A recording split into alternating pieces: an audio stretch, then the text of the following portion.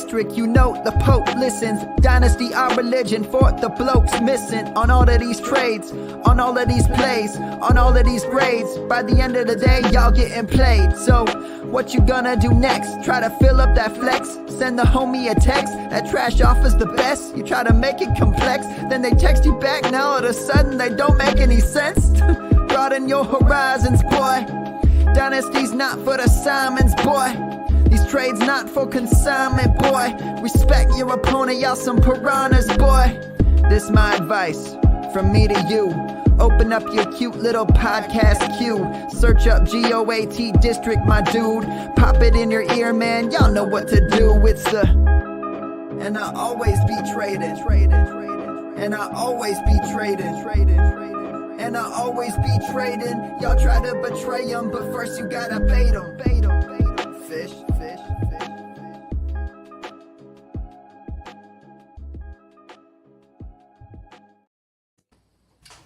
All right, welcome Fantasyland. How is everybody doing today? We have a great guest in the Goat District, so everybody please welcome in Nelson Sousa. And I think probably a lot of you know exactly who Nelson is, but we'll go ahead and introduce him as if you don't. Nelson is the lead high stakes analyst at FTN. He's been playing high stakes for longer than me for sure, over 15 years, and over $1 million, Nelson. Man, that's insane. And he's won the main event over at the FFPC, a couple of NFFC Platinum titles, which might even be tougher to do. And he's finished second overall in the 2022 Primetime for $50,000 as well. So that's quite the resume, Nelson. Welcome to the show. Thank you, guys. Appreciate you guys having me.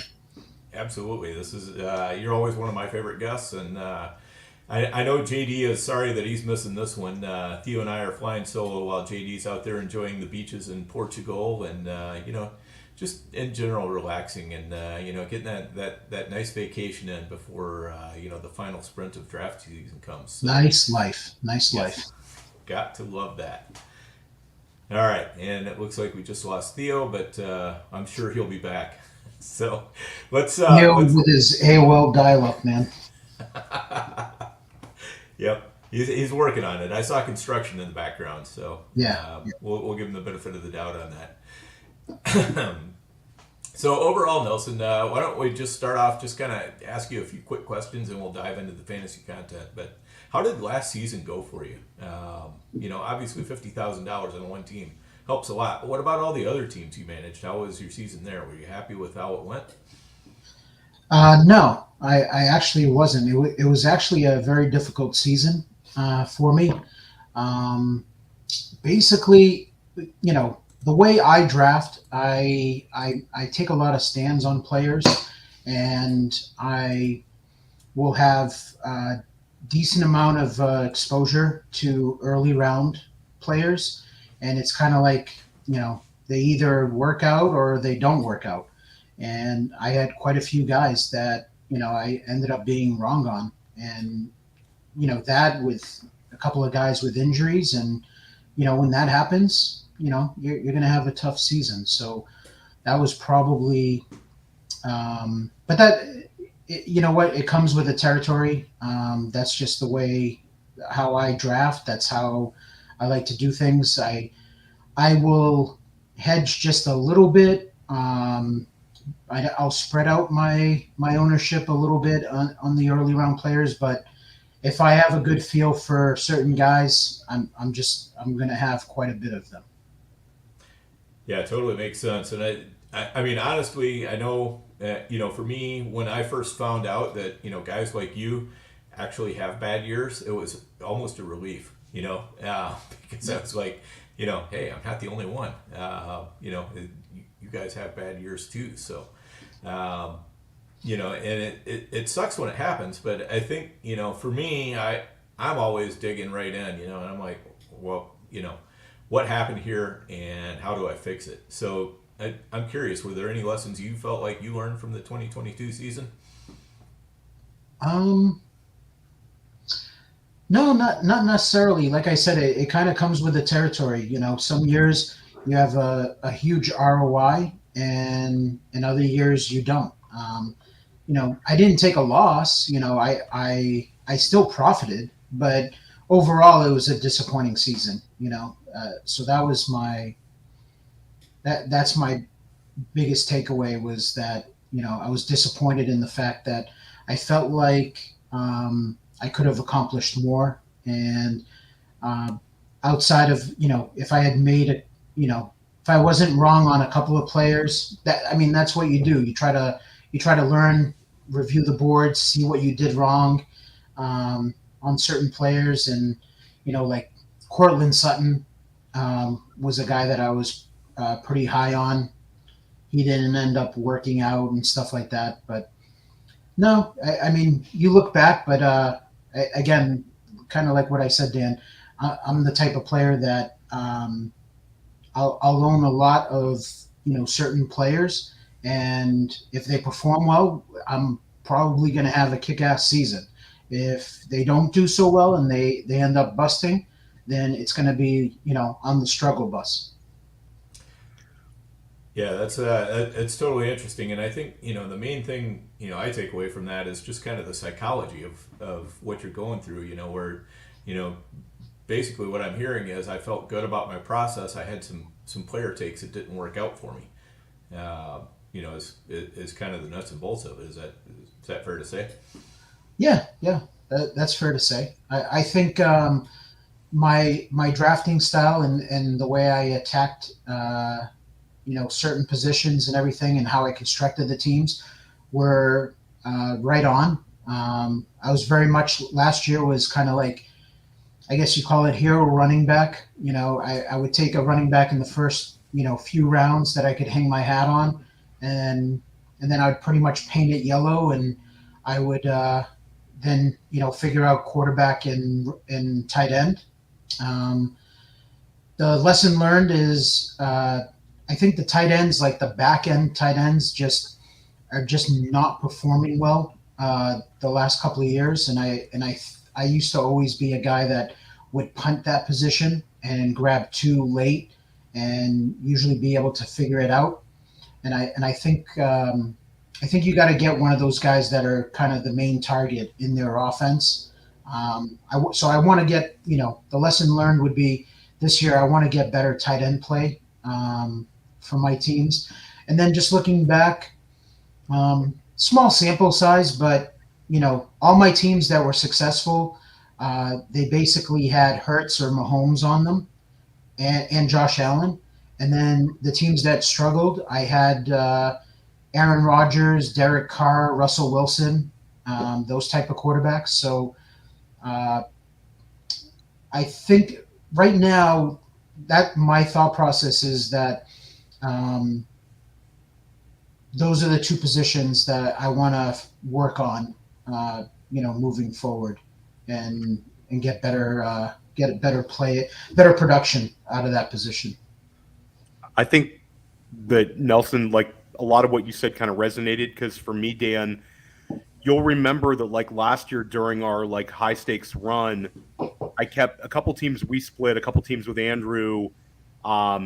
I had a number of partners where I would draft Kyler Murray, and we saw him as such a value at the time. And I think the team was drafted like very well besides that one quarterback pick. So I think this year I'm trying to not really go all in on any particular quarterback. Me and you have kind of talked about like taking the value where it lies at quarterback, where I had a lot of conviction about Murray. I had quite a good amount of Jalen Hurts last year.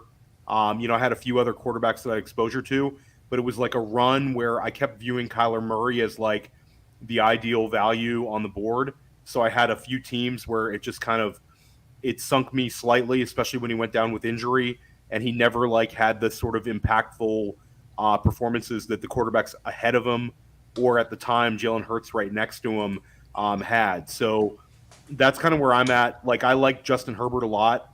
I like Trevor Lawrence. I like that Justin Fields tier.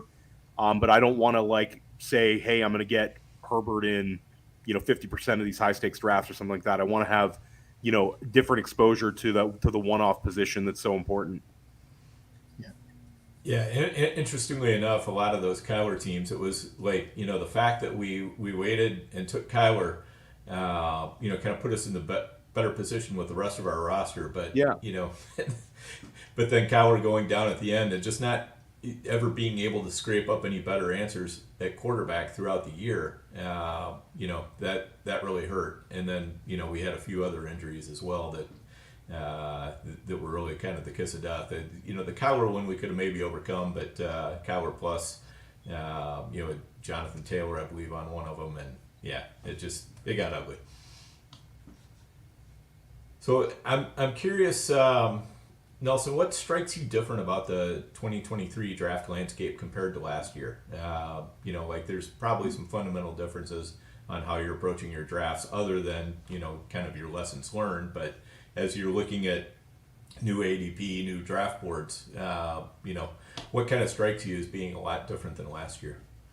Right now, it's that ADP is not locked in. I can remember, the last couple of years, you can kind of, especially on the early round guys, you could kind of get a pretty good idea of where they were going, and you could predict, like, okay, this guy's going at this pick, he's going to be in that range. And this year, it's all over the place, and it's actually made drafting more fun, to be honest. But there was a draft I did the other day where Josh Jacobs went in the second round, and the night before I got him at 512. Brees Hall locked into the third round, but then you'll see him go in the fourth or fifth round. There's so many of those. Like Bijan Robinson, he'll go top 5 overall, and then I'll see him dip into the second round in another draft. So every draft seems like it's different, and that's actually made it fun. I don't know if that's going to continue, or if as we get closer to the season, things will kind of lock in a little bit. But there's just so many unknowns. With these running backs, like you got Jacobs, Jonathan Taylor, J.K. Dobbins.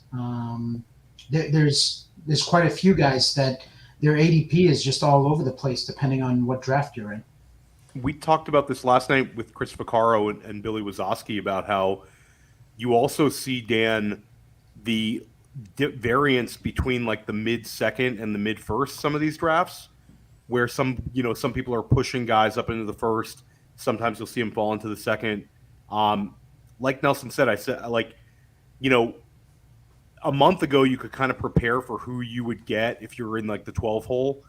Now it's kind of like, you're having to read and react. Certain guys might fall to you that you weren't expecting.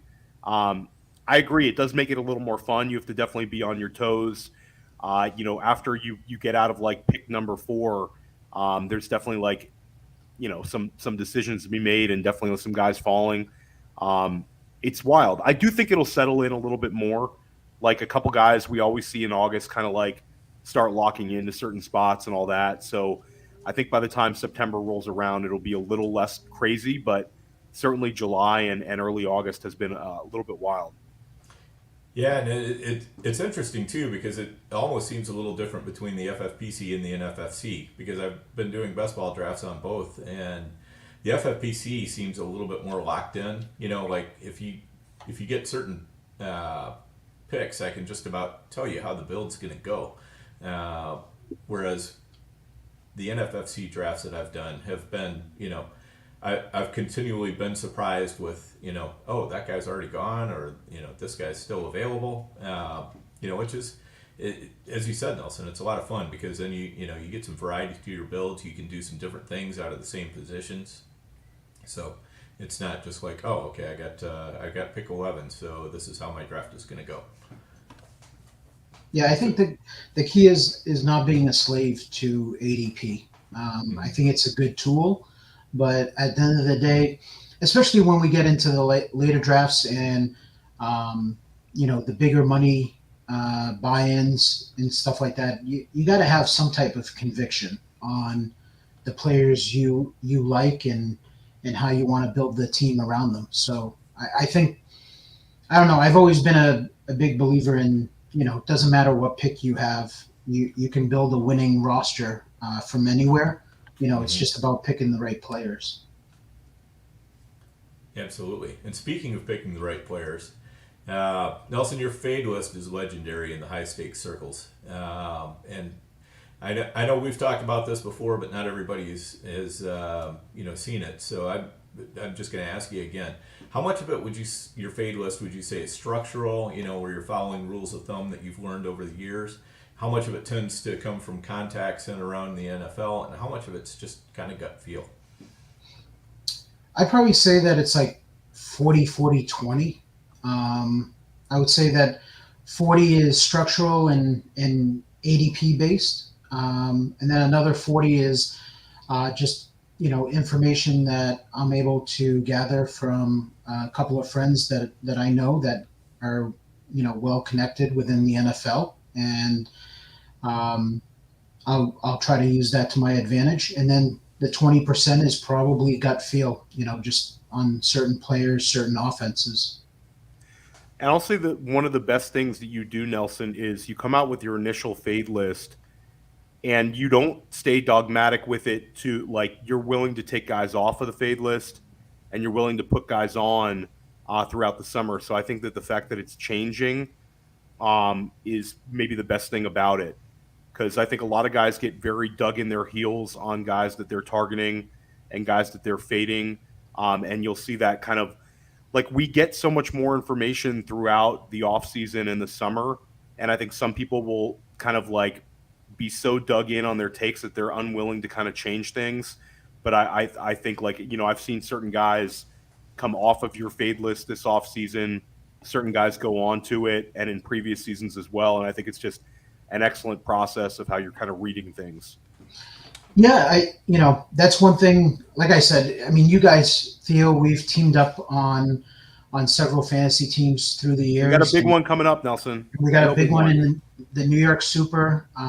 That's a big boy league with a lot of talented, fantasy players in that one. We got to, like it's our time, man, to win that damn thing. We should have won it last year, and we should have won it the year before. The last 2 years, we've had very good teams, and injury, has just, kind of cost us there. So we got to figure that out and take that down. But, as far as the fade list, I'm very opinionated, and that I draft with conviction, but at the same time, the same goes for my fade list, my rankings, things like that. But with the fade list, like you said, as information comes available throughout the summer, you got to be able to change and switch up, and you can't just dig your heels in the sand and say, nope, I made this decision and this is my flag plant and I'm sticking to it, and a good example last year was I was drafting Cam Akers, and then I got information in the summer about what was going on there with the Rams, and he went on the fade list. And I had put it out on the Discord chat at FTN, as guys, and I had said, this is the information that I have on it,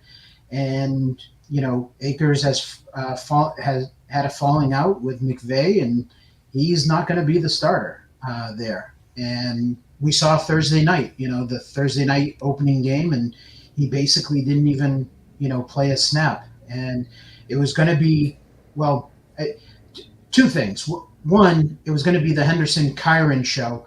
The problem is Henderson sucks, and Kyren got a high ankle sprain returning a kick. But that was basically what they were going to go with because they just weren't seeing eye to eye. So that ended up being, a good fade where I was able to adjust, in the summer, where I was drafting him and then stopped. And the same goes the other way around too. Yeah, and that, I think, and you've made it clear in, in the forum there, the Discord, that it's got a lot to do also with ADP. As guys ADP climbs or falls, that can put them on or off the fade list depending. And I think that's a good way to do it because a lot of times it's not necessarily the player that we're disappointed in or we don't think is going to do good. It's just the the cost you've got to pay to get them. But I'm curious if you can just kind of give us a couple examples. Obviously, we're not going to ask for insider information or anything like that. We're not going to ask you to give away your whole fade list or anything. But just an example of a player who was kind of a rule-based fade for you this year, and if you have any that were gut feel based, maybe an example of that and why kind of what your gut's telling you about those players.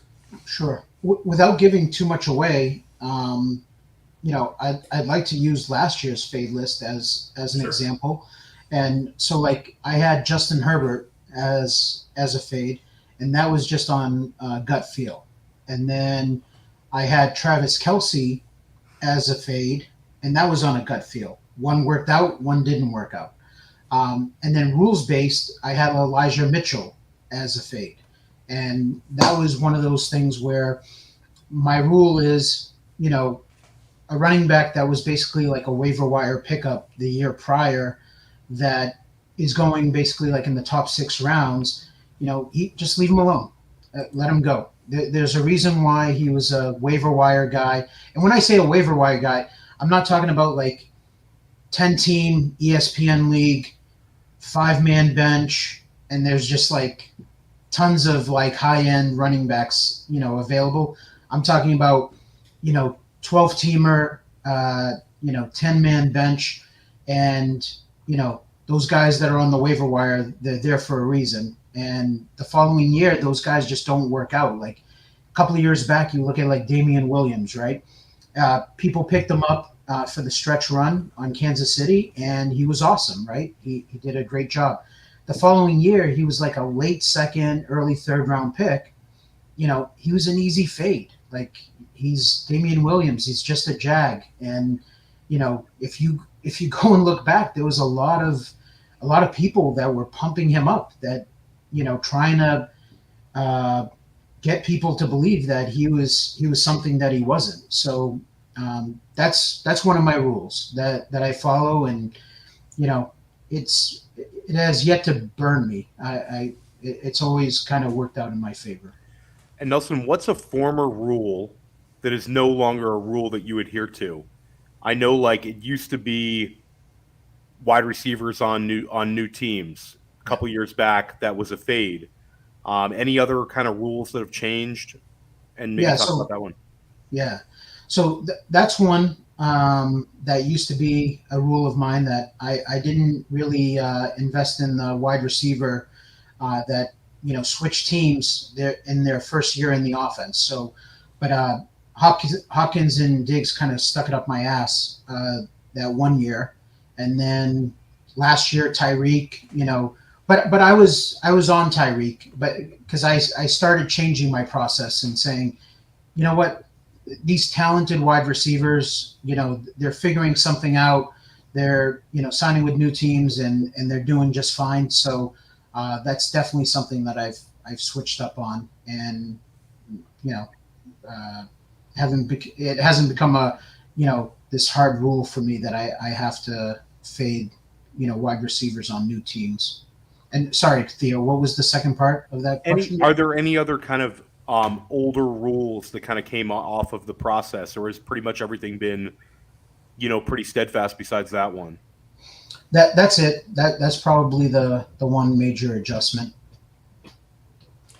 Totally makes sense. So, Nelson, why don't you? I know we're going to talk about it again later, but for those who are intrigued by what we're talking about here, why don't you tell them what you're doing on FTN and how they can sign up for it, and kind of what they can expect if they sign up for your high stakes package. Yeah, sure. So my high stakes package is $199 for it. We get access to my rankings, which I update whenever there's news, injury news, or any type of significant news. As I'm drafting, I'll make adjustments. So, and then I'll send that update through on the site. So that's basically weekly basis, if not daily, that I'm making adjustments to it. You'll get access to my fade list, and then I have some other articles that are in there some of my bold predictions. The new one that's going to come out, which is basically going to be my final article of the preseason, is going to be my league winner. So last year I had DeAndre Hopkins as a league winner, and this year you will have to sign up to see who the league winner is this year. And then you get, during the season, you get access to my Fab article, which is basically a spreadsheet that I follow, that I put together, and I have Fab. So I've done percentages in the past. This year, I'm actually switching it, and I'm going to do Fab dollars, and it's based off of $1,000 of Fab money that you're allocated. So have that article that will be out on Tuesday nights for people that have waivers on Wednesdays, and I'll make adjustments to it, live adjustments to it, Wednesday, and then again for weekend waivers. So by Saturday night, there'll be any tweaks if there's any news that came about.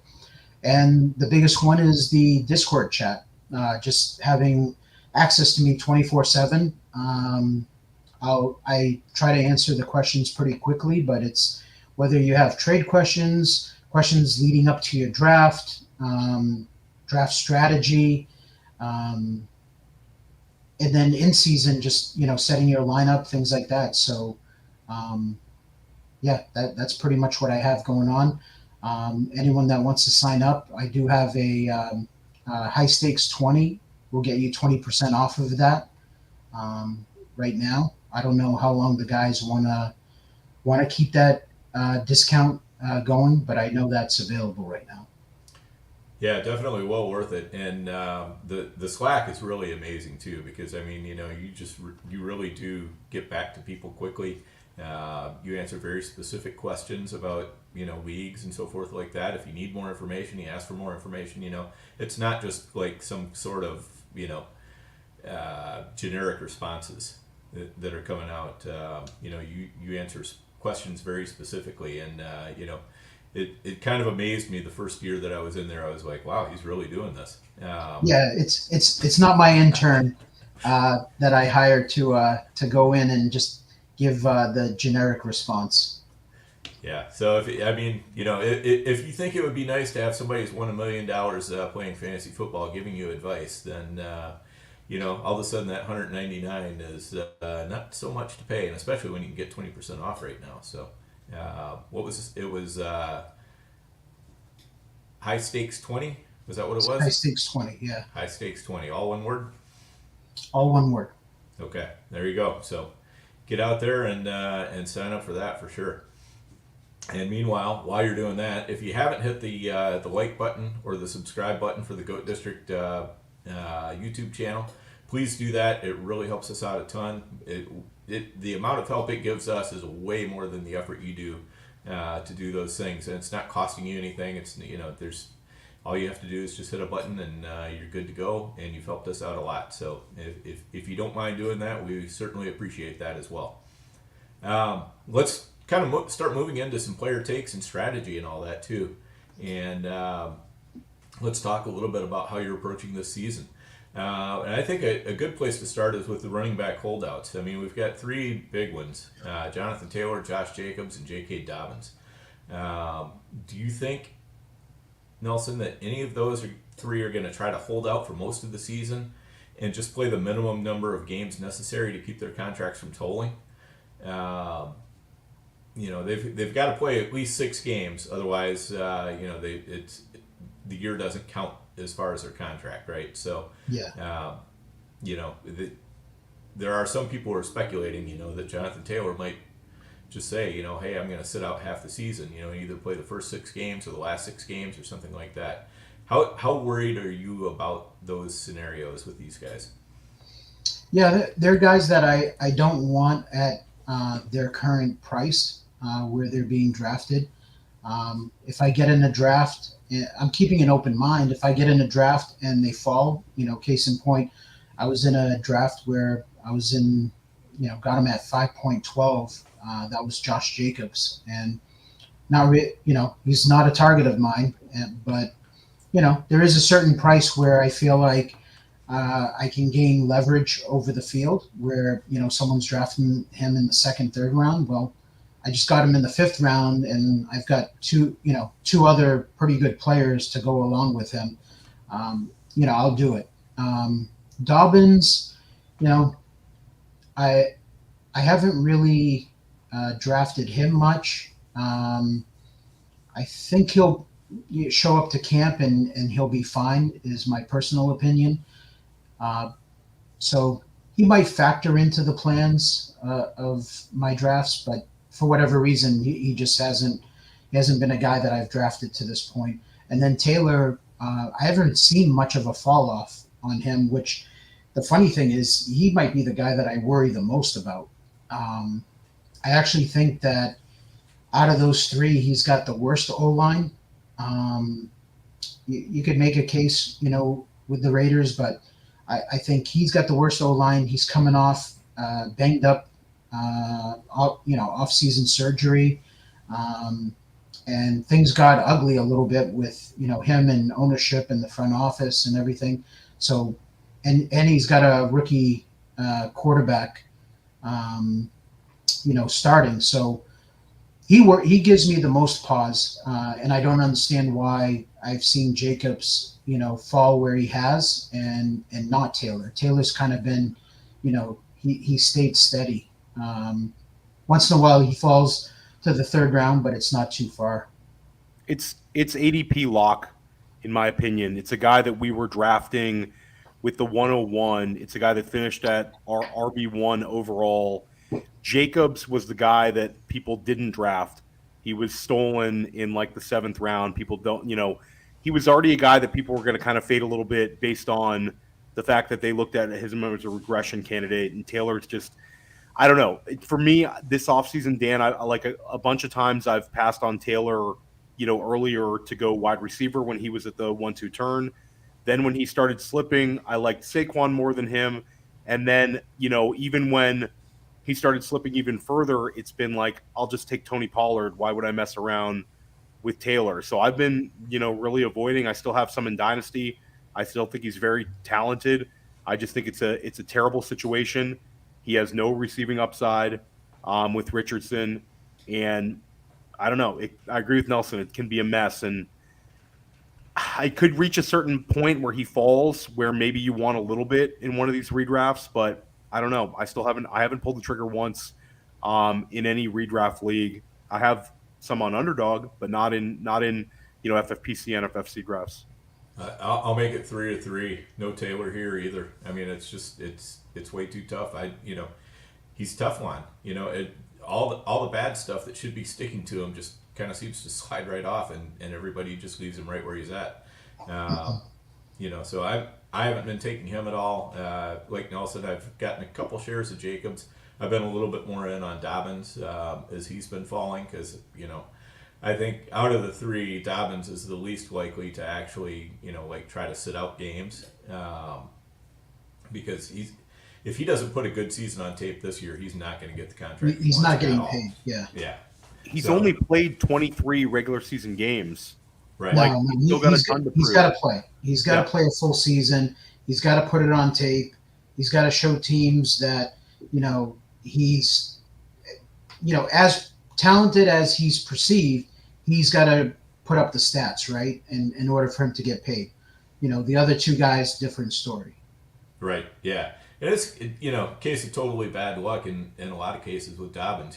It's not necessarily his fault that he hasn't played those games, but it is what it is. And like you say, he's coming into his 4th year. He's only played 23 games, and at some point the NFL has to figure out that you're going to be dependable and that you're going to be worthwhile as well. So he has to show both of those. So is there any point, like at what point would you be tempted to bite on Taylor? Would you think, Nelson? Probably where I've seen Jacobs go in drafts, and that's like the 5th round. And that right now, like that's just not going to happen. So it's going to probably be a full fade on him. Nelson, we have a lot of Dynasty listeners. Do you think this is the time that people should be getting out from under Jonathan Taylor with kind of, this year matters?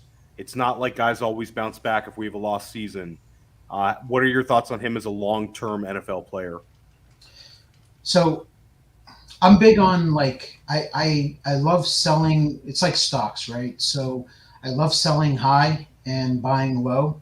I hate selling low. So I'm gonna assume that Taylor probably doesn't have all his value right now in Dynasty.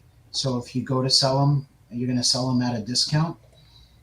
I, if I had him, I probably, unless I can get like a pretty good player or draft pick in return, I'd probably just hold him at this point. Yeah, I think that makes a lot of sense. I mean, I don't think his value is ever going to rebound to, like where it was 6 months ago. Theo, what are your thoughts on that? I mean, do you see Jonathan Taylor ever rebounding to like where No. he was in October of last year? I think once guys drop out of the top 5 Dynasty running backs, they rarely return. Saquon is kind of the exception, but Saquon already had that incredible receiving upside that we never saw with Taylor. Even in his RB1 overall season, he was giving you 40-something catches. So I don't know. For me, Dan, it's kind of like if he doesn't make things right with Indianapolis, then he's off to greener pastures, but we don't know who he'll sign with. He could sign with a worse situation. We look at like Miles Sanders this year leaving for Carolina. There's a chance a team that we don't really think is that great puts a bunch of money into Taylor, and that's where he's at. And then you have a guy that's not anywhere near top 5, and I think he could lose more value. So I don't know. I think it's an interesting. Nelson makes an easy argument in redraft, but I think selling for 80 cents on the dollar in a dynasty league might not be the worst one, Dan. You could walk away with like an older running back like a Nick Chubb plus something on top for Taylor right now. Yeah, and I think that's the key is you just got to recognize, it's not his value is not going back to where it was last October. So Yeah. if you're waiting for that, you're going to be hanging on like grim death for the rest of his career. But if you can say, well, I'm not going to sell him for, pennies on the dollar, but I'm also going to make sure I'm not going to insist that I get that October price. There's a middle ground in there somewhere, and that's what you got to find. And if you can find somebody who's willing to take the long view on him, maybe you can make that deal for sure. One other quick question. It's not on the show sheet, but I think it's a fun one. Nelson, who do you think is this year's Josh Jacobs as far as like a running back who's getting disrespected down the board and could end up being an actual league winner, league leader at the running back position? Rashad White. Yeah, he's it surprises me in the NFFC how late he goes. He's definitely going earlier, in the FFPC. And Theo, correct me if I'm wrong, but it's like there's guys in the NFFC that he's going after that he's going before in the FFPC. Yes, and even in the FFPC though, Dan, he rarely goes. You never see 5th round Rashad White. You see 6th round Rashad White, and he's sometimes late 6th. I took him in like the middle of the 6th in an FFPC 350. I don't know if it was a 350 or main. They're starting to it was a 350. I'm almost sure. But Rashad White in like the middle of the 6th, and then you see him in NFFC in like the 7th. People don't want to draft Buccaneers. They don't want to draft Arizona Cardinals. There's a little bit of that, but it's funny because Rashad White, you had a lot of like really sharp people kind of in on last year, and they were drafting him as like a handcuff plus, looking at him to have these big weeks, and he showed the receiving ability. And so that's usually the kind of like young back that fantasy managers really want to draft, but the enthusiasm just isn't there. I think a lot of it is the team he's playing for. And you see Godwin going, probably later than he should go, and Evans is completely buried. And then you see James Conner also completely buried. Hollywood Brown probably a little lower than he should. So people don't want to draft from these offenses. And last year, Dan, that was a lot of the ADP wins were no one wanted Seattle Seahawks.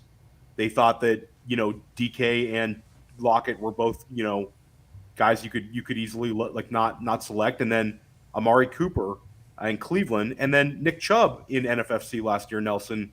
We drafted him on that one team incredibly late. Like, people don't want these teams that are just not, you see it every offseason, Dan, where there's a couple teams people don't want to draft from. But last year was just like really, really pronounced, and those teams just those players all crushed from those teams. So I think Rashad White could easily be that. I think Chris Godwin could be that. And it's going to get to a point where Mike Evans, even though he's pretty dusty, is still probably going to beat his ADP because it's getting so beat up. So I'm in with you on Rashad White. I think he's a really, really good bet. I like Cam Akers too. I think Cam Akers, where he's being selected, I think can return a lot of value. I think in order for them to, qualify, kind of like, what Dan said, this year's Josh Jacobs. But, any running back that's going to finish in the top 5, unless they have a Derrick Henry type season, they got to catch 50 plus balls. And Rashad White showed you that he can do that. And now there's no more Leonard Fournette there. So it's like, there's no Tom Brady, but, what more do you want? I think those quarterbacks, especially Baker, can be, league average, and they got talent at wide receiver that I don't know. I think we might be overthinking it, kind of like we were with Jacobs last year. And Baker Mayfield has been a guy that's targeted the running back position. Mm-hmm. I think that's he's always up there. Dan, correct me if I'm wrong, but he's had a couple seasons where he's over 25% of his targets were to running backs multiple times. Yeah, he's near the top of the list all the time in targeting running backs. So that's definitely a big check mark in the Rashad White box. Here's another name I'll throw out for you, and I think the parallel at least is good as far as he's been slowly sinking down draft boards. What about Naji Harris? I've seen that one, but I saw somebody, someone sharp was making that Najee Harris is the Josh Jacobs one. This year it's Josh Jacobs, but you can't do that one because Najee Harris never falls that low. I feel like you've got to. Round pick. But he's falling into the 4th round now. 4th round. Yeah, but I mean, all it's going to take is Jaylen Warren to have a big preseason game or some kind of new because the thing is Josh Jacobs at up until the Hall of Fame game he was running in the 3rd, 4th round, and then he was the guy who started the Hall of Fame game, and fantasy Twitter lost their minds about him, and all of a sudden he's in the 6th round. I would not think that it's totally impossible or whatever for for Najee Harris to fall that far as well by the time we get to September. If he does fall that far, Nelson, is that somebody that you would be picking up and taking in drafts? Yeah, I would be interested in him. Yeah. Okay. I'm not out on Harris if he falls that far. I like drafting Warren right now. Mm-hmm. But yeah, I think if Harris falls, I mean, the guy last year had a year that nobody was happy about, and he still finishes RB13. It's the receptions for him though. It's weird when a guy goes from 70 plus receptions down to the 40s, and people say it's because Big Ben wasn't there checking down to him, but Jaylen Warren had 29 receptions. So it wasn't that they weren't targeting the running back. It's that this undrafted free agent, came in there and commanded targets. So I don't know, that does worry me a little bit when a guy stops getting targeted at that alarming a rate. That's what happened to Miles Sanders after his rookie season. So I don't know. Yeah, I think he's an interesting player. There's a lot of ways you can look at Najee. He's a fantasy Rorschach test because you can look at that part of it. You can also look at the part that says, well, he was kind of injured last year for a pretty long stretch, and that definitely affected his performance.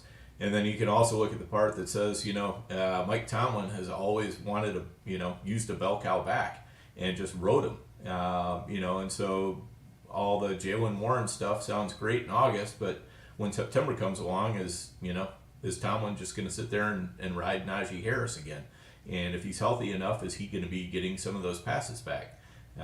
Will he be scoring more touchdowns because the offense was just so terrible last year? He barely had chances to get into the end zone. So I think he's a guy that you can look at a lot of different ways. Depending on what light you put him in.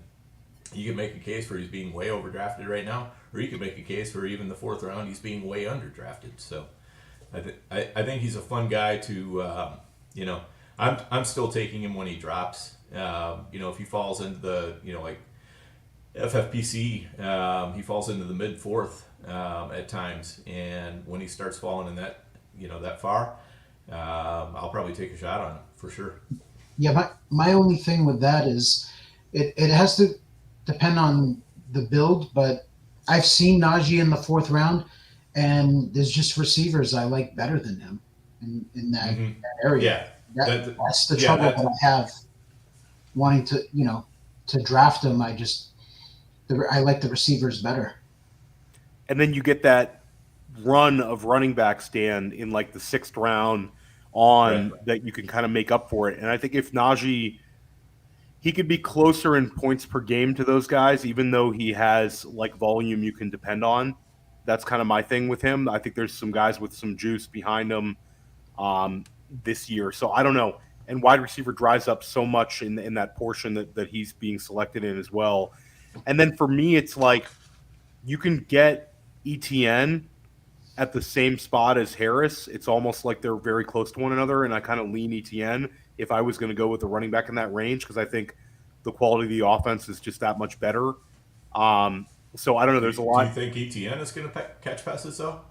No, but I think ETN has maybe a little bit more juice in that offense, and I think I like Tank Bigsby, but I think ETN at least is going to get like a really good start to the year, and I think ETN's touchdown scoring could go up this year. It's funny, Theo, because I actually think the Bigsby hype is like out of control. And I've now seen like ETN fall where he's going in the 5th round. And I was an ETN guy last year, and I haven't been to this point this year, but I think I'm going to end up drafting him just because, anytime, that happens and there's just so much hype on one player and people love to shit on a certain player and it becomes popular.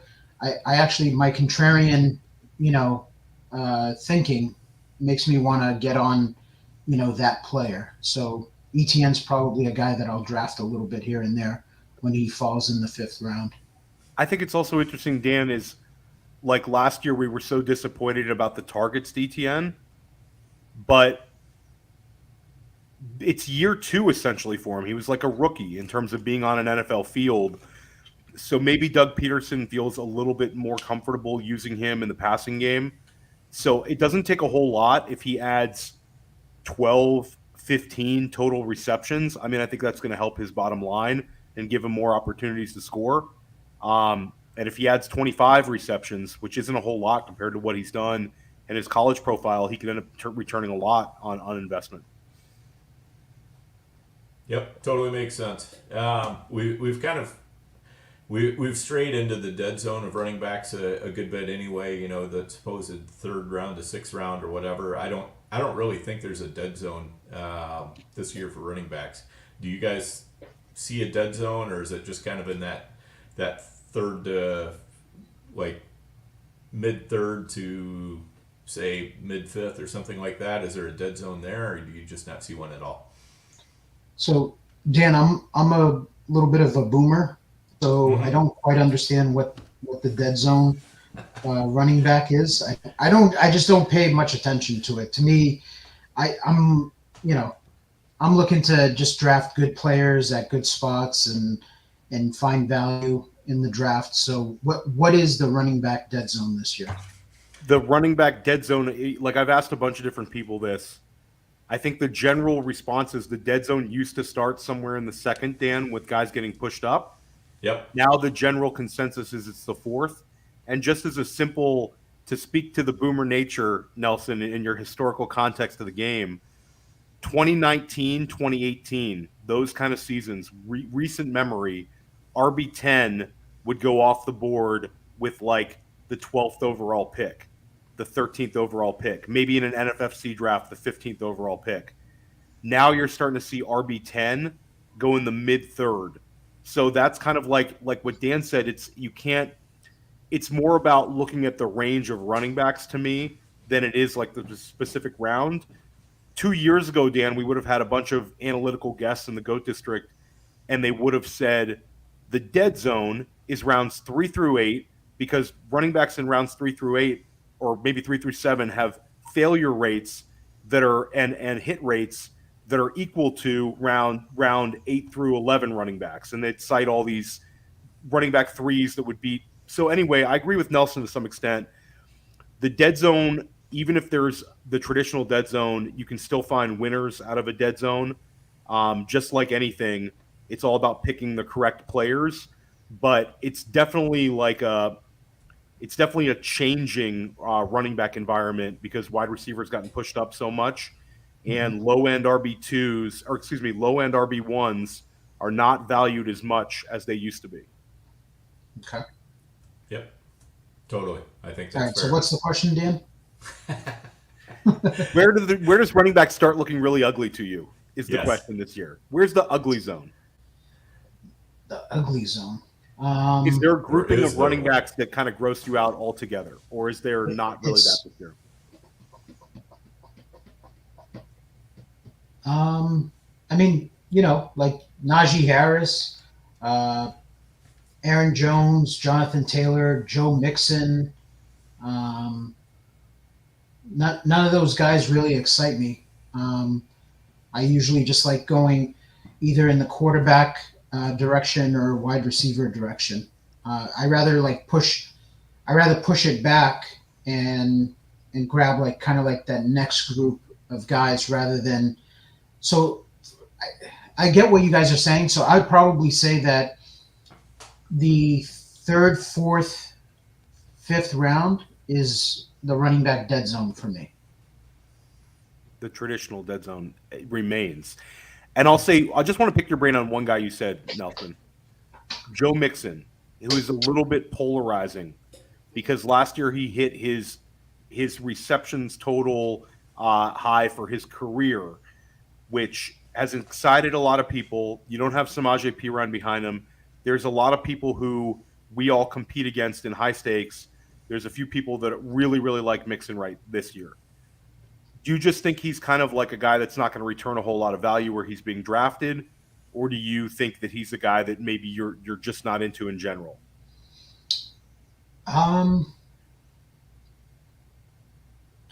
I'd probably say I'm a little worried about his off the field issues that could arise before the season or during the season.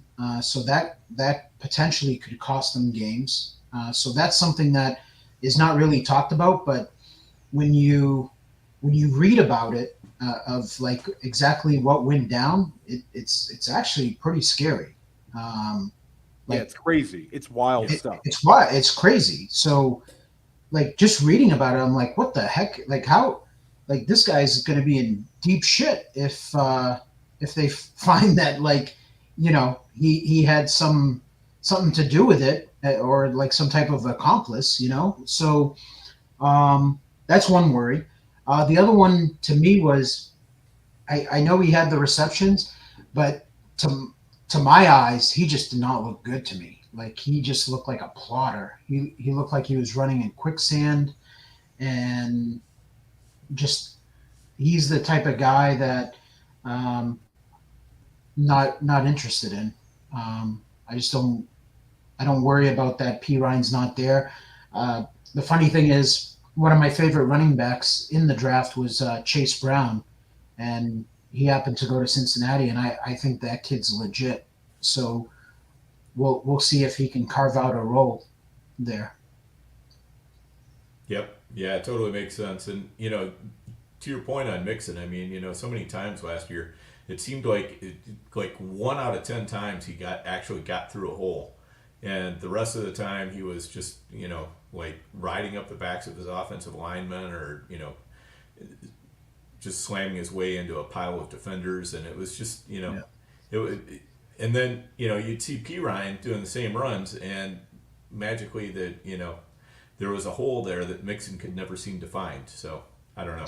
I think like Mike Evans, like the week he had in week 17, I want to say, if I remember correctly, Mixon had one of those like monster weeks that kind of padded his stats. And I really didn't think he was all that good last year. Yeah, for sure. I had Mixon on a few teams last year, and I was thoroughly disappointed almost every week. It was just really hard to, it's not like he was like, killing me or anything like that, but I was not getting, when you draft a running back that high, you want to see some 20 plus points weeks, and by and large, it just weren't happening. So it was just a tough deal.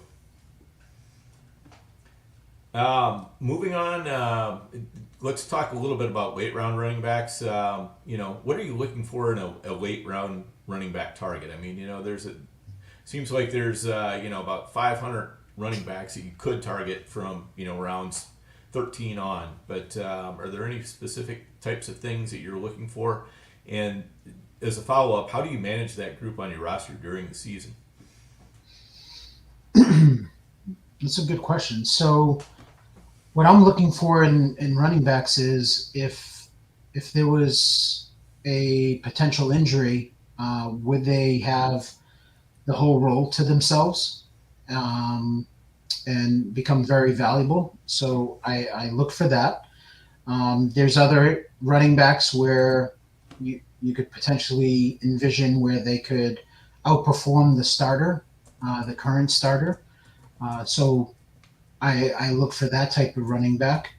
And then depending on the way I've built the team, if I feel like if I went more of like a zero running back and I started off heavy wide receiver with a QB tight end and my running backs are a little bit weaker, I will tend to gravitate to a guy that is, I call it like, little PPR back, where they've got a third down role or a passing down role, where they can get me a few points, week in, week out until like one of those handcuff guys emerge, which, those handcuff guys, could potentially have tremendous upside, but they don't have a weekly role.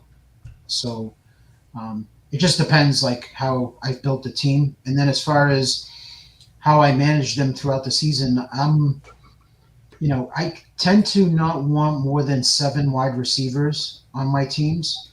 And I usually, especially this year, I'm usually taking one of the top quarterbacks. So I go naked at QB, meaning, I don't take a second quarterback. I'll just figure things out as far as bye weeks as the season goes. So those bench spots, I stash as many running backs as I can, and I'll just churn them over each week, depending on if I see anything that I think a guy flashed or whatever to me, or potential injury that's not really being talked about. I'll try to stash the backup type deal, but I'm looking to stash those guys with the thoughts that if an injury, unfortunately, I'm not wishing injury on anyone, but it's the NFL and guys get banged up, especially running backs. So I'm looking to stash as many of those guys as possible. Yeah, I think that totally makes sense. And part of it to me is always, it's always a little bit frustrating because it seems like some of the time you go, oh, I think this guy might be, possibly in line for a role coming up because, the person in front of him has been struggling with an injury or whatever, and then inevitably the guy that you drop is the guy who's, his starter goes down with an ACL or something like that, where it's just, how could I have possibly dropped him? But No. I think those are the kind of things you have to look past, because you're always making the best decision you can with the information you have at that time. Any thoughts on that whole thought process there, Nelson? No, I mean you said it kind of perfectly with how I think of it. That's how I manage the position. Sounds good. And I think one of the main things that you said is, what you're looking for kind of depends on, what your team build is going into those late rounds. And, so you're looking for definitely different qualities of running back depending on what you have at the position already. So, Yeah, like, I'll give you an example. Like last year, many of my teams, if I thought I had, running back figured out, I avoided Jerick McKinnon. And then on teams where I knew that running back was a little bit of a weakness, I targeted McKinnon. McKinnon turned out to be, a great option that you could get late in your draft. So, you just never know. Like those guys, they come available, and they could end up really helping your team. Yeah, I think you see a lot of mistakes made where if a team, kind of dives into the zero running back, they end up with all these handcuffs and they're getting like 7 points until somebody gets injured. Like Nelson said, you have to search for the balance and be able to add a couple of those receiving backs. It can kind of balance you out, and it can definitely cover you up in a pinch, or get you through things at the beginning of the season. Yep, for sure. Nelson, how are we doing on time? We got a few more minutes yet? I'm good until midnight. That's when our draft is. Sounds good. I think the midnight draft is wild, guys.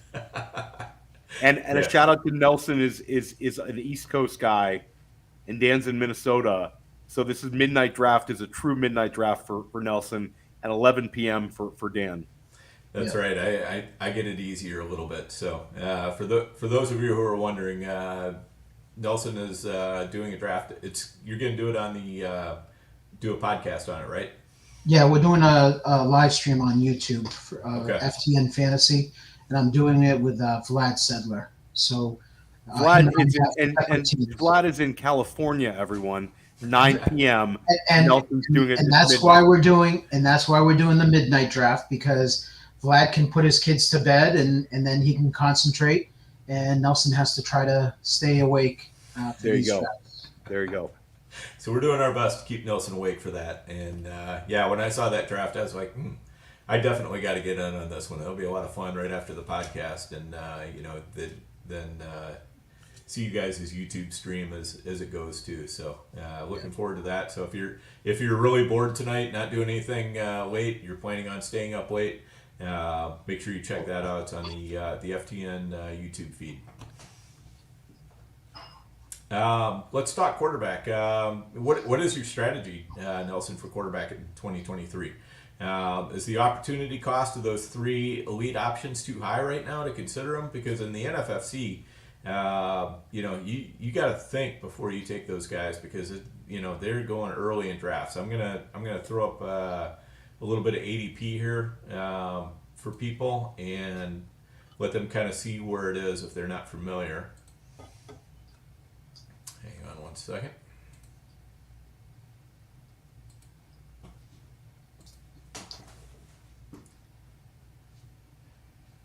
So here we go. We've got this. This just kind of shows a little bit what we're looking at in the NFFC. Patrick Mahomes is really going around the 1-2 turn, and then Allen and Hurts for the most part. And correct me if I'm wrong, Nelson, but is this what you've been seeing, where Hurts and Allen have been by and large in the second round, rarely dropping into the third? Yeah, once in a while you'll see Allen drop to the third, but that's the ADP. That's pretty much what I'm seeing right now.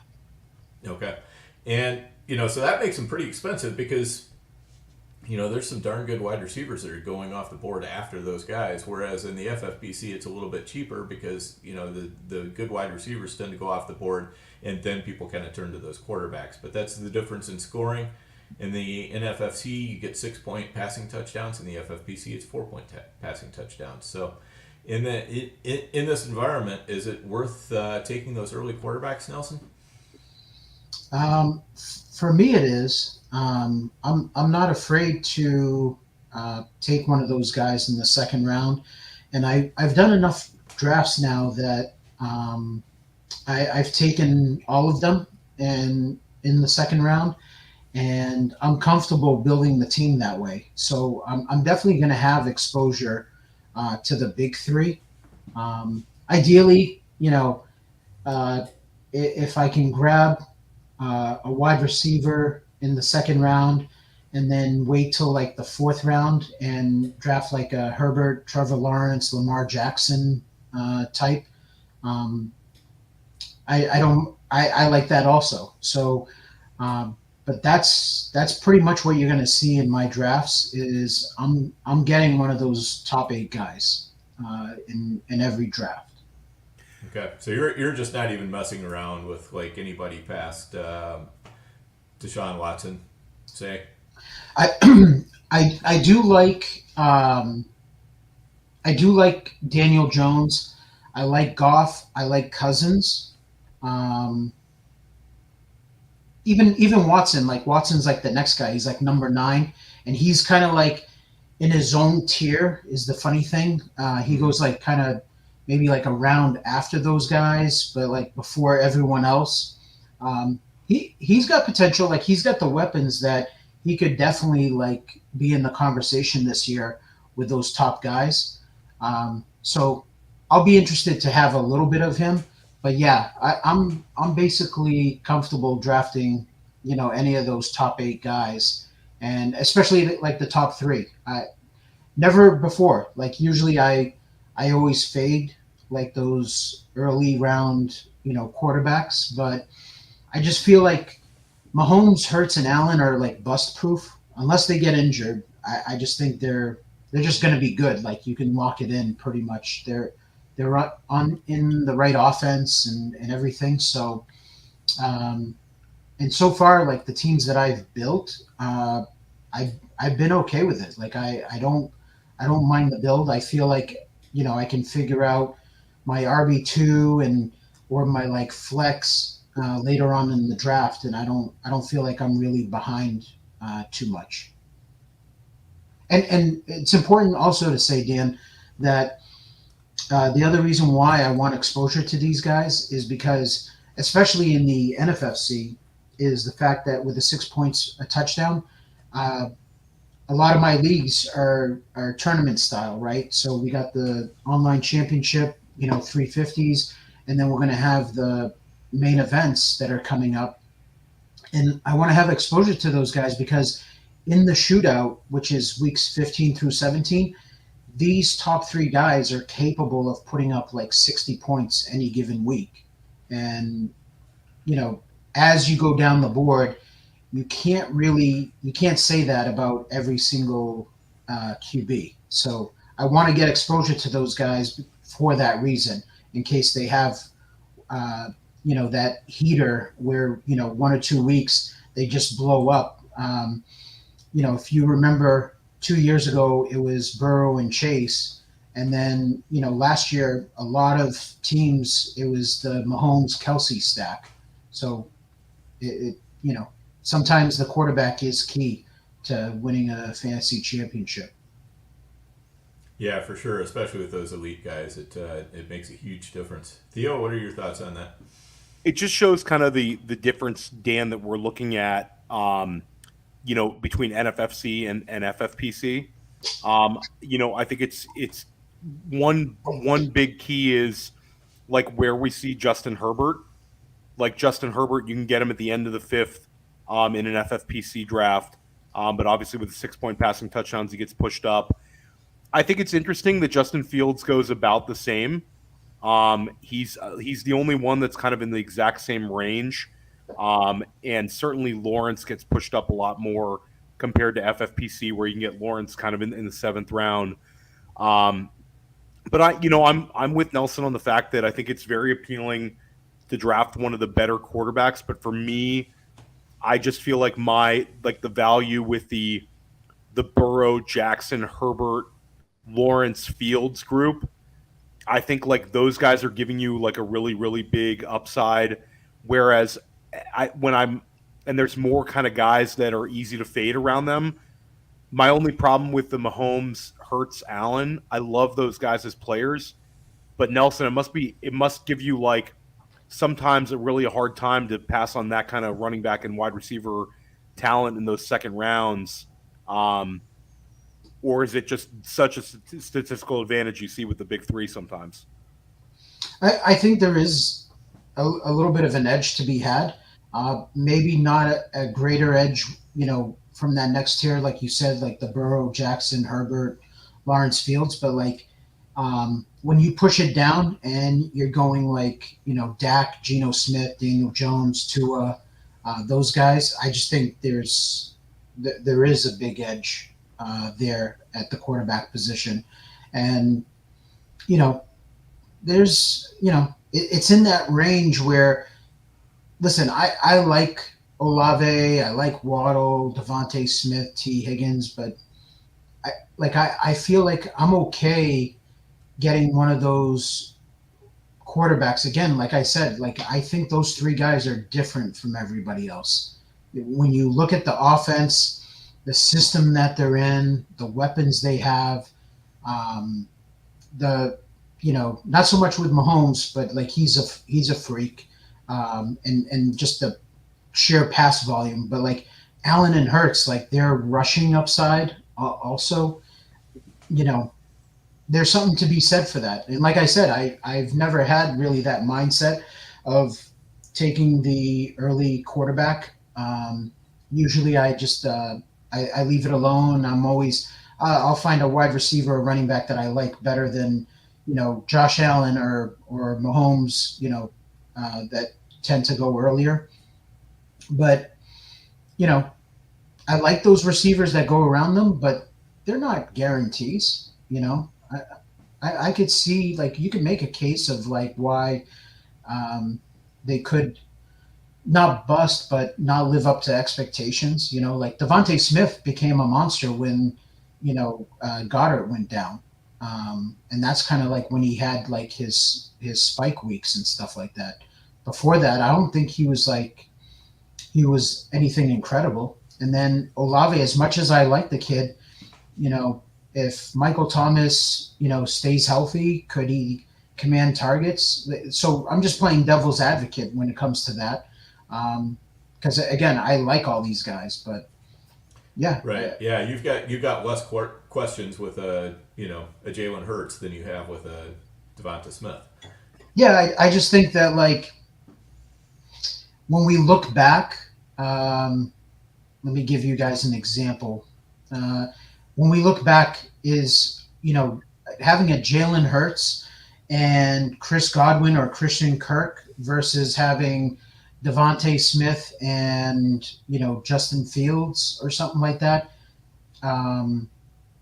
Which way would you guys rather go? I don't think there's a right or wrong answer.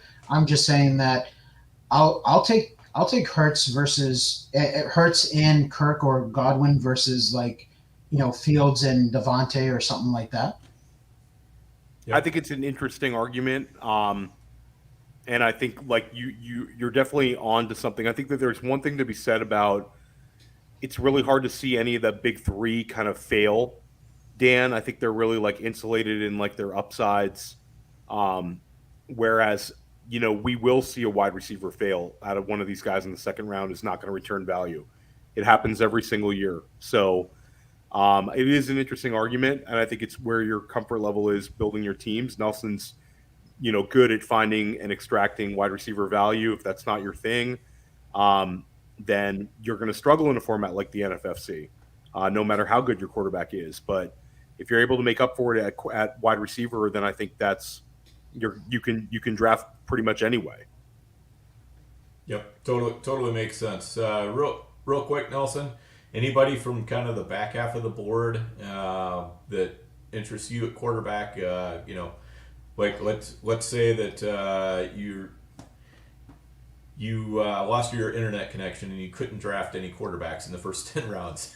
All right. I like it. Okay. Who would you be looking for in the back half?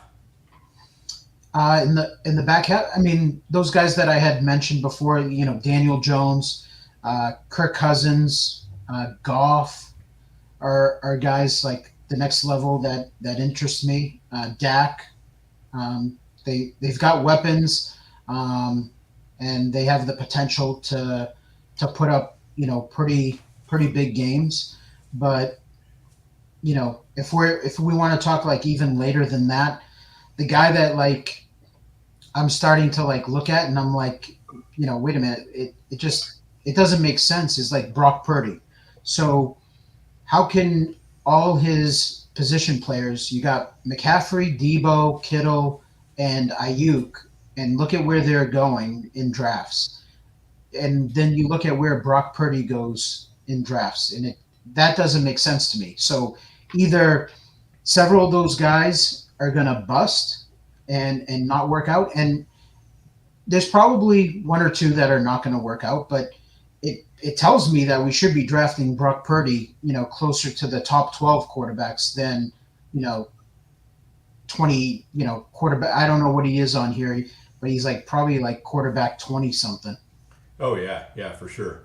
And I feel the same way. I think, at the very minimum, you got to lift him up into the, Rodgers, Russ Wilson, Goff range, and as you said, if not higher, because if all of his players do hit, his skill players do hit, he's probably going to be up in that Cousins and Prescott range. So makes a lot of sense for sure.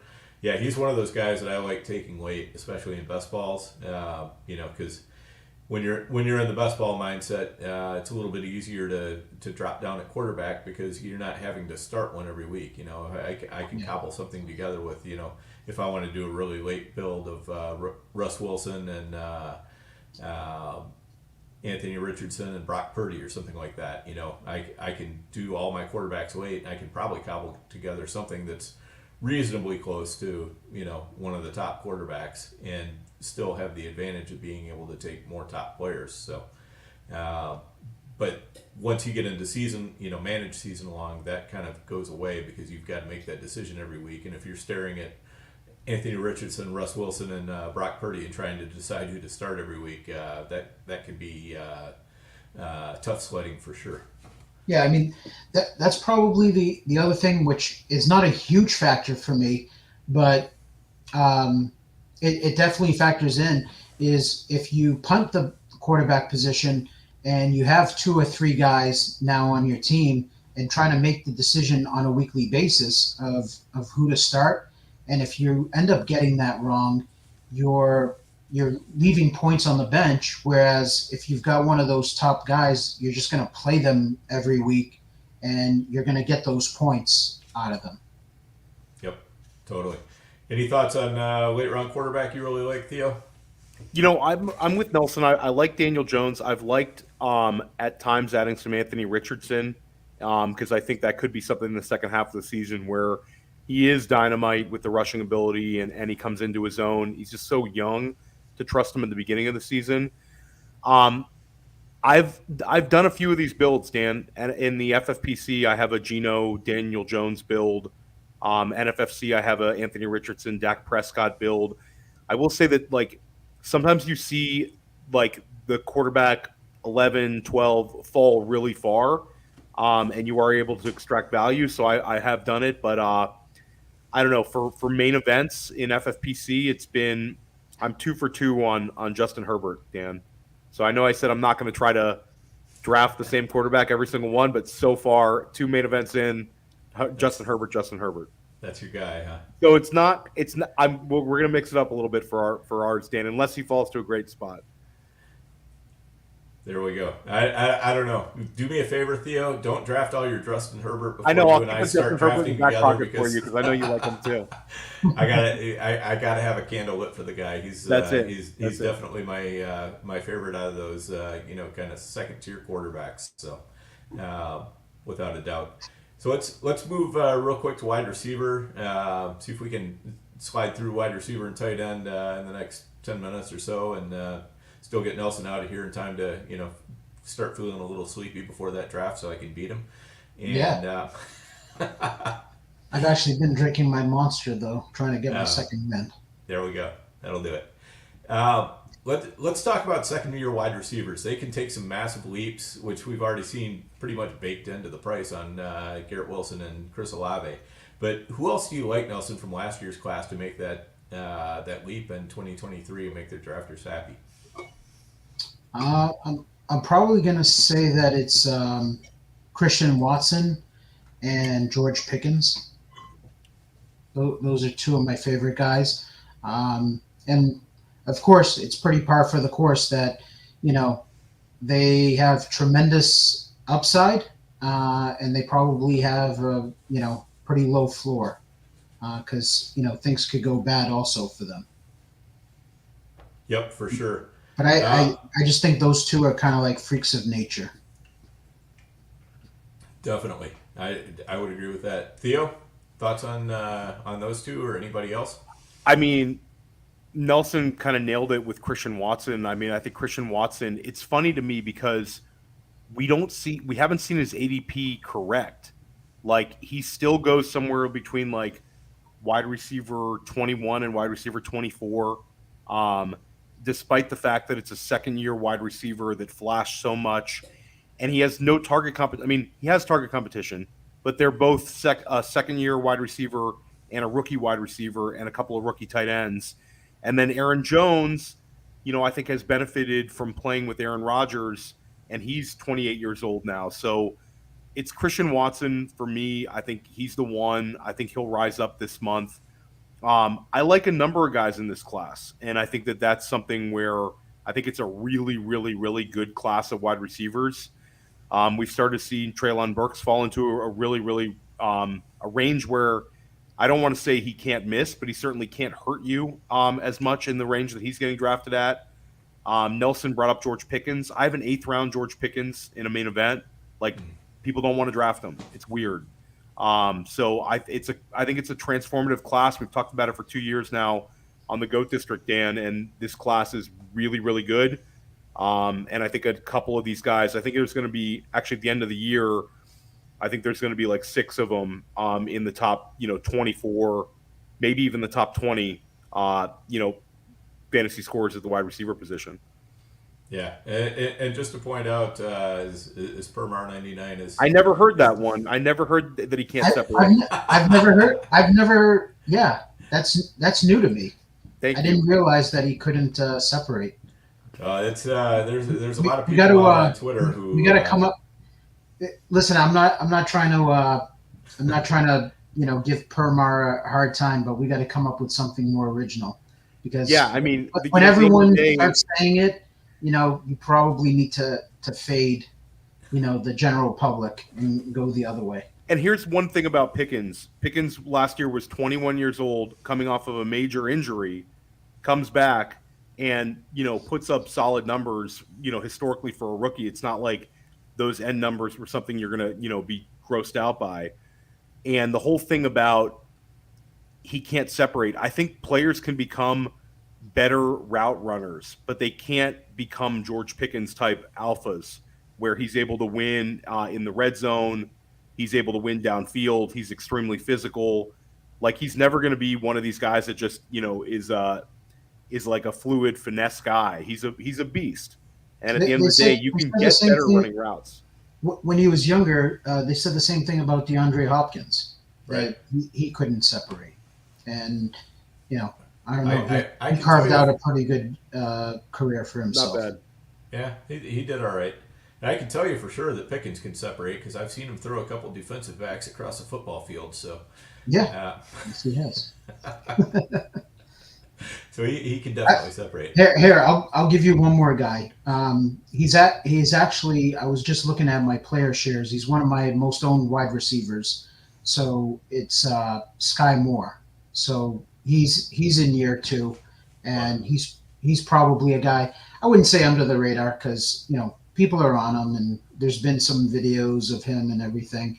But he's a guy that I think why he's not going higher especially considering the offense that he's in, is that so many people hyped him up last year and they were disappointed by him, where he basically played 1 or 2 snaps a game, and they just couldn't figure it out because they're like, Juju, MVS, these guys are just, whatever. How is this kid not getting on the field? And they were burnt by him, right? And now people have biased, opinions of him, and they don't, they're just kind of leaving him alone, right? And I think he's discounted right now, considering the injury to Tony and the offense that he's playing in. I could see him making a big leap in year 2. Yeah, for sure. And I think one of the reasons why he's discounted is because typically, when we see that little production in year 1, we don't typically see a giant jump in year 2. But, you're also getting the discount for that because he's going in a spot in the draft where, if he is all training camp sizzle and then, he gets to the regular season and he's right back to fizzle, you haven't really lost that much. He's your wide receiver 5, so he's not going to hurt you.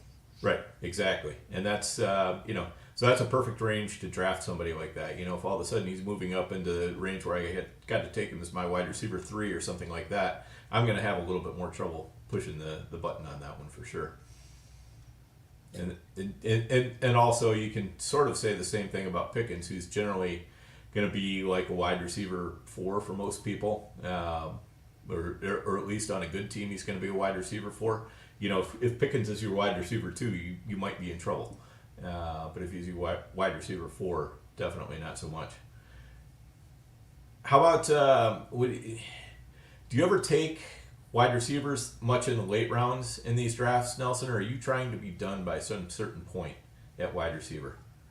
Yeah, so my preferred way to draft is I tend to not go running back heavy on most teams, and I go heavy wide receiver. And when that's the strength of the team, I try to make it even stronger. And what I mean by that is my number 5 and number 6 are usually pretty solid options because you've got injuries, you've got bye weeks throughout the season. And, sometimes your wide receiver 4, you get it wrong and they underperform. And then that 5 or 6 come into play and they leapfrog your wide receiver 4 and they make the starting lineup. So, and then once I do that, I take one more wide receiver. It's usually a late guy. And it's a guy that I take every draft that I'm fond of. And then that's it. Other than that, I'm not taking, any of the late wide receivers. I don't, usually I'm done by round 11, right around there. Okay. All right. Sounds good. Theo, what about you? I've added a good amount of Donovan Peoples-Jones and Alec Pierce. Dan, I don't know. I'm just kind of a sucker for those two because I think they're athletic guys that can win downfield. And I think that there's a chance that Alec Pierce becomes a thing because of Richardson's running ability, where they're going to take shots to him and he could be like a guy you could throw in the flex if you need a boom bust type flex. And I think he's just so cheap. And then Donovan Peoples-Jones was kind of an Amari Cooper fade. I've been fading Cooper, and I think that if that offense does go nuclear, DPJ could be fun. Bip says to give up on DPJ. I'm not going to give up on DPJ when I can take him so late, Bip. Oh, that's good stuff. Yeah, I think wide receiver, you definitely want to, we kind of talk about it gets late early at wide receiver, and it's definitely true in the NFFC. You can take your late round flyers, but if you're counting too much on those guys, that's not going to be a recipe for success. Yeah, because what is it? Yeah, sorry, Dan. Didn't mean to cut you off. I thought you were finished. But what I was going to say is that once you get into the season, you got to look at how you're going to set your lineups, right? And then as you go, the team you started off with is never the same middle of the season and then to end the season. And one of the biggest mistakes that people make is they start off okay with, 2 or 3 wide receivers that are playable, but then they start rattling off all these running backs, and a lot of them just are not going to work out, and they're just not going to be playable. And what you want is guys that are on the field playing full snaps, and those tend to be wide receivers. And they end up with like no playable wide receivers. And I'm not saying that Theo's strategy isn't the right way to go, but like Donovan Peoples-Jones and Alex Pierce, they could break out. One of them could break out and work out. But like, if they don't, like, who are you starting like during bye weeks, or if an injury happens, like in your flex?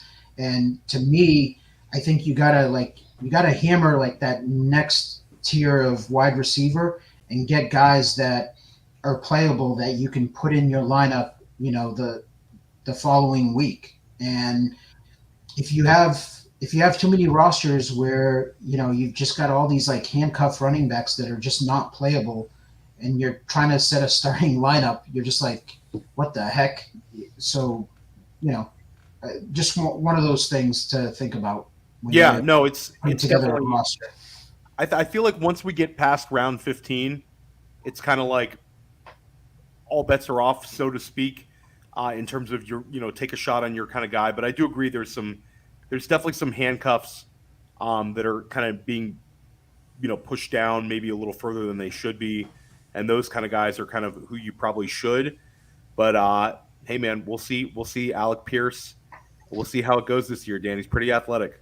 He is pretty athletic, and I think, I guess I'm probably somewhere in the middle between you guys, but like round 15 on, if I see that I've got, I need to shore up my running back position, that's what I'm going to do, and that's going to be the main thing that I worry about. But if it's one of those things where hey, I'm feeling pretty good at running back and I'm feeling pretty good at wide receiver. Those last 5 rounds, I'm just going to kind of take the best player available between running back, wide receiver, tight end, whatever. Because I know in the first couple weeks, I'm going to be looking to see, what kind of route participation did, this guy have?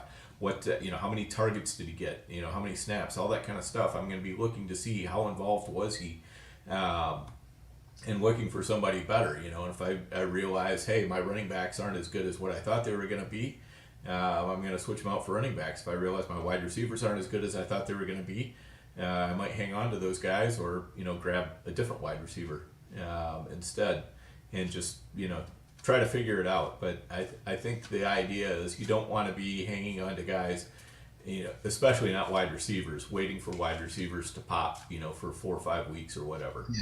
Is the main thing. Usually, what happens throughout the season is on the waiver wire, there's more running backs that become available throughout the year than wide receivers. So to me, I'd rather just make that a strength of the team and get like true number ones, or, a high end number 2 on a good offense. And then just have the rest of the bench spots, be for running backs. And like I said, like, you wait for a guy to emerge. He might not be on your roster, but he becomes available on Wednesday night. You can bid on him, and it's usually going to be a running back rather than that wide receiver. Anytime wide receivers, very rarely do you see a wide receiver where it's usually a flash in the pan, right? They have like that one big week. You go to acquire them. You spend like, $80 to $120 on the guy, and he never has that big game the rest of the season. So with running backs, it's like, these guys just get banged up, and that's what I've noticed. And that's kind of like how the whole zero running back, came to fruition, was from that thought process that, get the number 1 wide receivers on teams that you can put in your lineup as your wide receivers and your flex. And then the one thing that I think is a little flawed is, you don't want to be looking for two running back positions to fill on the waiver wire going into the season. I think one is like the max, because at the end of the day, it's not just you that's looking for those running backs, okay, throughout the season. So the other 11 league mates that are in your league, they might have two capable like workhorse running backs, but if they want to fit this guy in their flex, they're going to be bidding on him also.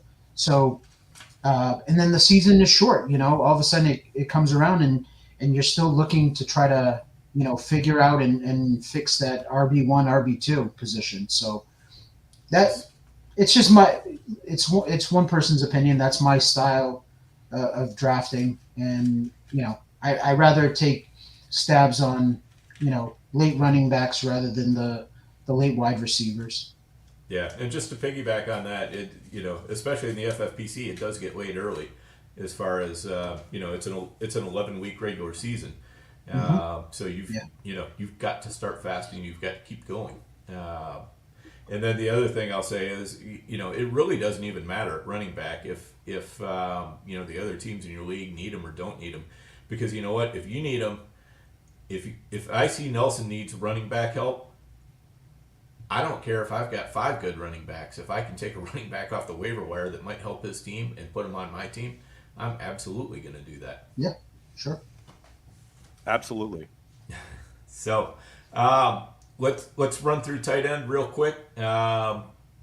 Nelson, from the way you were talking earlier, sounds like you're more in on the early tight ends.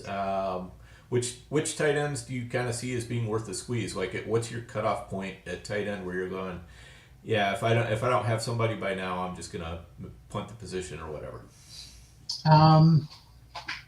I kind of like all of them. I might be a little bit off of Kittle, just where he goes. There's other tight ends that I like, but I don't mind Goddard. I love Waller. I really like Hawkinson. He's kind of like an interesting guy for me, because I think that he could end up being really good this year. I'd probably say if I don't get Waller, I'm gonna take 2 tight ends at that point. So I'm probably looking at like Kincaid, Dalton Schultz. I'm gonna draft, and then Laporta. I'll take a shot on the upside there with him, and then I think there's a couple of boring guys that I think could be regular targets on their offense, and that's Hunter Henry and Hayden Hurst. So those would be like the latest guys that are favorites of mine that I would take. I like Hayden Hurst. I like Hayden Hurst if you're going to go super, super late. He's fun. I've mixed it up with tight end. Some of those early tight ends are appealing. I've drafted a good amount of Darren Waller, especially in FFPC.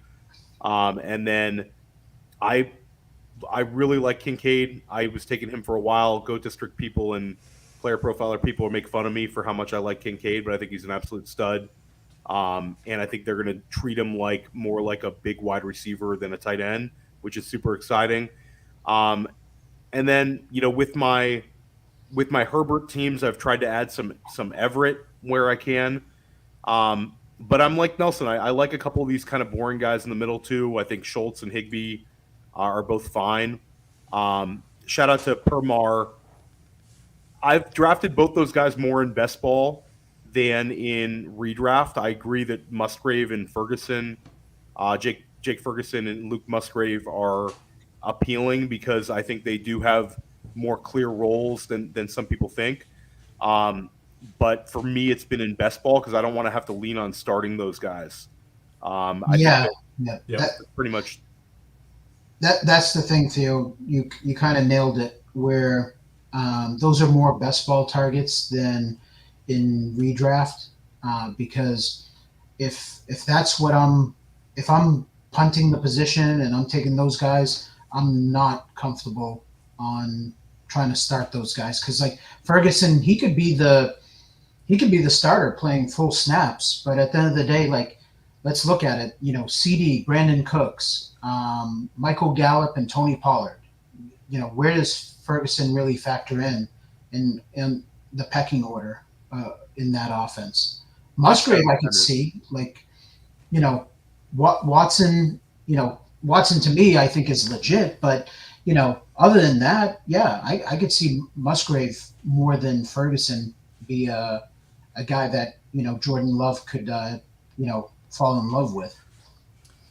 Yeah, and the thing is too in the NFFC, it's a little bit easier to stream tight end if that's what you end up having to do through whatever circumstance. I've done that pretty successfully for years now, and the upside is it can be done because usually there's not a lot of competition for those tight ends on the waiver wire.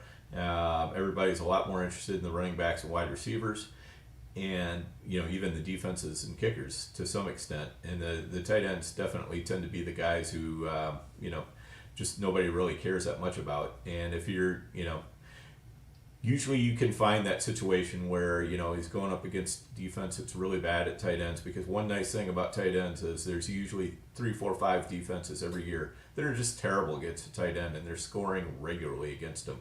So that helps out for streaming. But as you said, Nelson, it's really better if you can have a tight end and stick with them.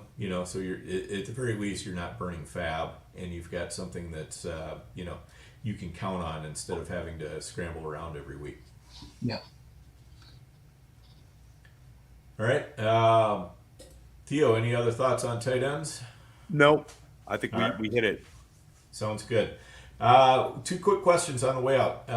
Nelson, first question: Who's going to shoot up draft boards between now and the first game of the season? And second question: Any regrets so far this season? Players you wish you drafted more of or less of earlier in the offseason? Okay. Players that are going to shoot up the draft board before week 1, before the Thursday night game. Yes. Right? Yes. Yep. Okay. That's the stipulation.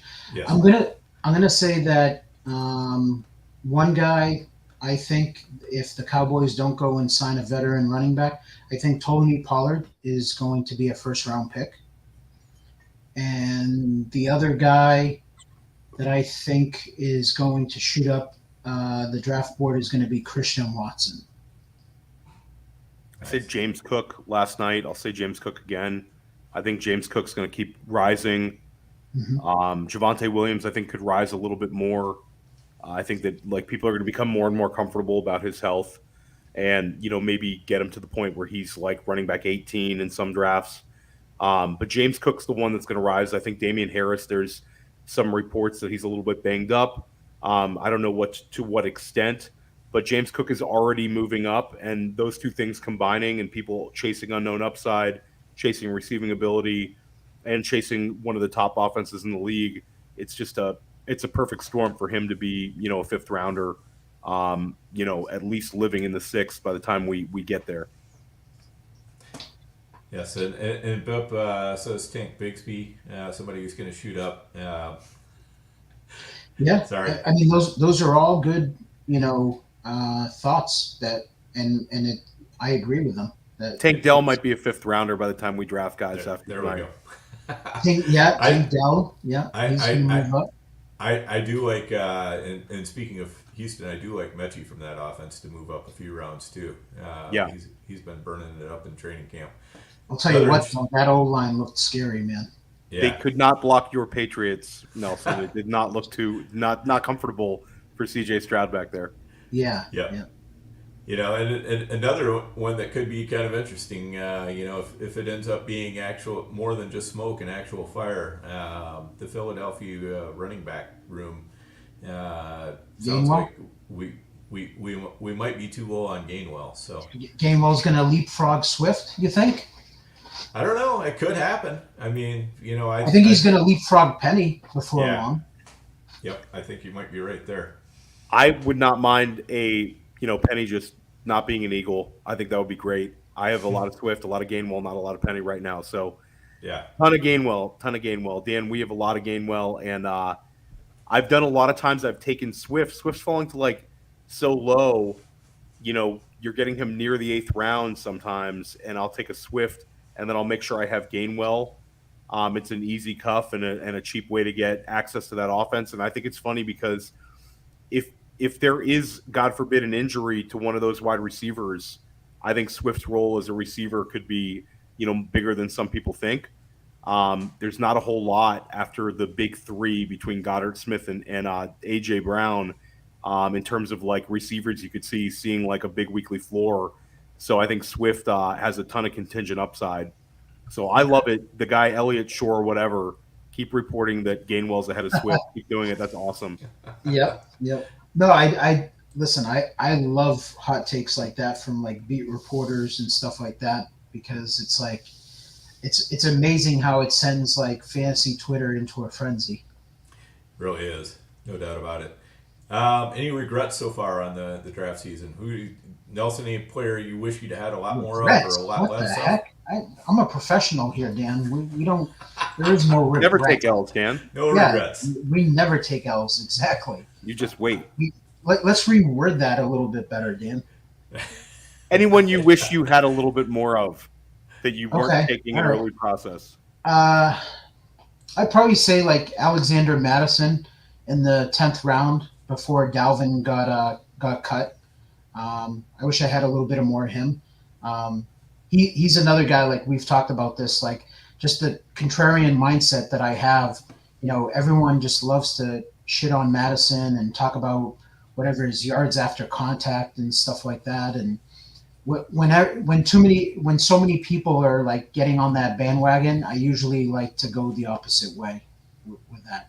So he's probably a guy that I had gotten a little more of now. And then what was the other That was question? Yeah, That was it. Yeah, That was that's it. it. covered it. Yeah, you did. Theo, What picks did you guys get? What picks did you guys get in your NFFC draft tonight? Did KDS stat lock? Yeah.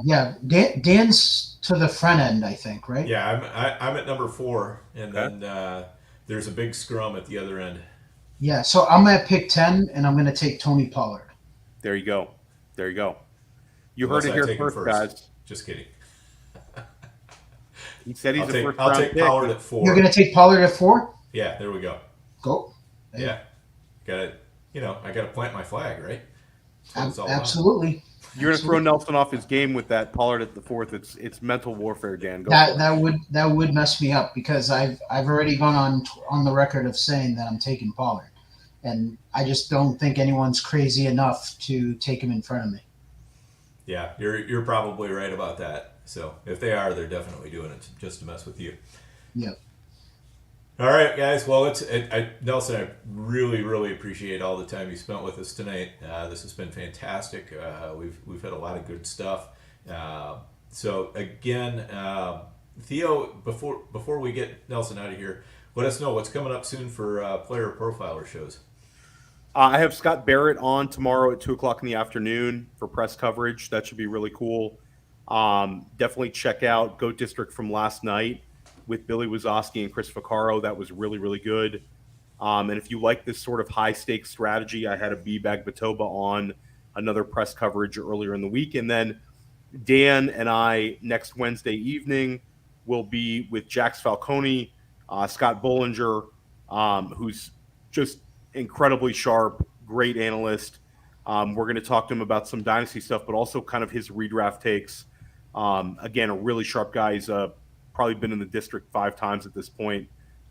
He's really, really good. So highly recommend next Wednesday evening at 9:00. Yep, absolutely. And even if you're not a dynasty player, Scott is going to come out with some great takes that even the redraft guys are going to really love. So yeah, he's able to spot breakouts. Mm-hmm. He uses some metrics to kind of like identify guys that are going to hit his wide receiver ones, running backs. He's very, very good at that. But we'll mostly get his takes on this season So it's a show that can help definitely, since we're very much in the middle of redraft season right now. Absolutely. All right, Nelson, let us know what you've got coming up these days. Lots of drafts. Yeah. Nice. But, Awesome. but again, you'll have quite a few of those on YouTube too, won't you? yeah, I'm going to do a lot of live streaming. I'm going to do a couple of main event live streams this year.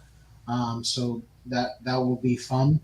And then we'll see about some of like the bigger money leagues too, like the Diamond League, like the 10K buy-ins and stuff like that. I'm going to just clear it, with Greg and those guys. But I'd like to do that because that would be fun because it's Friday, the Friday after the Thursday night game, and people will get to see like how people react in these drafts, like with those Thursday night players, because it's like a free look, right? And you have guys jumping into the first round that weren't going there, before that Thursday night game. Yeah, that would be awesome. No doubt about it. That would be one I'd have to watch after the fact, though, because I'll be busy drafting myself. So. Yeah. And also, just again, remind us what's the discount code to sign up for FTN for the high stakes. So go to FTN Fantasy, and my package is called the High Stakes Package, and you can put in promo code High Stakes 20 to get 20% off.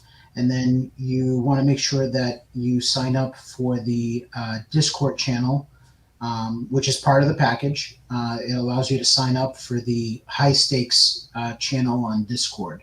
And that gives you access to me to ask any questions or to even, just DM me if you don't want to be in the public chat. Awesome. And thanks again for hanging out with us, Nelson, tonight. And thanks to all of you for hanging out with us as well. Smash that like button. Hit the subscribe as well. That helps us out so much if you can do that. And for even more great content is what we've had. We're gonna be doing a bunch more. We're gonna have Chad on probably sometime next week. Chad Schroeder. So we're gonna talk to him a little bit. And we'll be doing a ton of drafts over the next few weeks as well. So those will all be on the Goat District channel. And we'll have some more good guests lined up also. So make sure you stick with us. Hit that subscribe, hit that like. We really appreciate it. And we are out of here.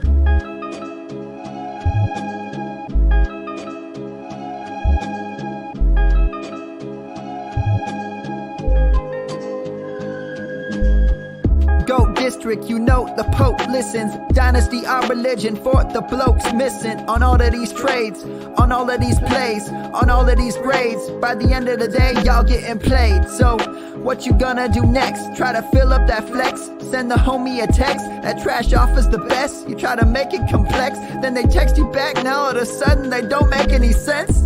Broaden your horizons, boy. Dynasty's not for the Simons, boy.